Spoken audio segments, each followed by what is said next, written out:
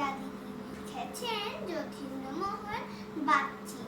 বাঁশবাগানের মাথার উপর চাঁদ উঠেছে ওই, মা গো আমার 16 কুবল, কাজলা দিদি কই?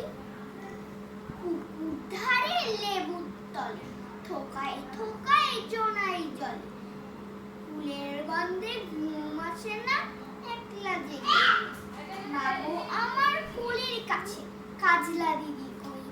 সেদিন হতে দিদিকে আর কেনই বানা ডাকো? দিদির কথায় আঁচল দিয়ে মুখটি কেন ঢাকো? খাবার খেতে আসি যখন দিদি বলে ডাকি তখন, ও ঘর থেকে কেন মার দিদি আসে না কো? আমি ডাকি তুমি কেন চুপটি করে থাকো? বলো মা দিদি কোথায় গেছে, আসবে আবার কবে?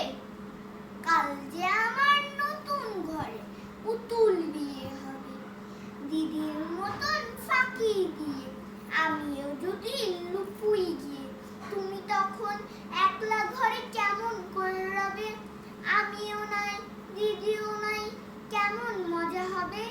ভই চাপাতে ভরে গেছে শিউলি গাছের তল, মারাস নে মা পুকুর থেকে আনবি যখন জল।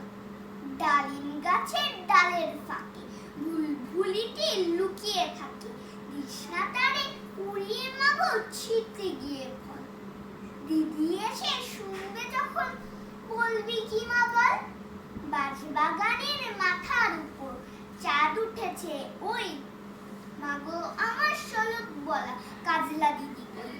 ভেড়ার ধারে পুকুর পাড়ে ঝিঝি ডাকে ঝোপে ঝাড়ে, লেবুর গন্ধে ঘুম আসে না, একলা জেগে রই। মা গো আমার কোলের কাছে, কাজলা দিদি কই?